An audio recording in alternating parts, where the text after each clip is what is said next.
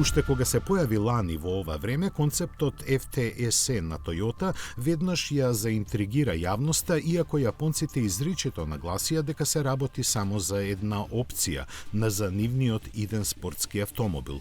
Но тој очигледно брзо ја надмина оваа формулација, зачекорувајќи кон сериското производство кое неофицијално се очекува во 2026 или 2027 година.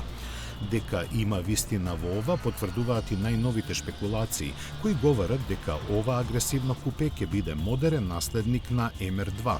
Електричниот погон со преку 500 конски сили, позајмен од Lexus LFZC, концептот треба да му обезбеди перформанси за почит. За класично расположение се предвидува и верзија со дволитерски турбобензински мотор кој надвор се развива посебно за него и би бил централно поставен. И двата модела треба да имаат погон на сите тркала. Од Toyota ништо од ова ниту демантираат, ниту потврдуваат, велејќи дека се уште не е одлучено.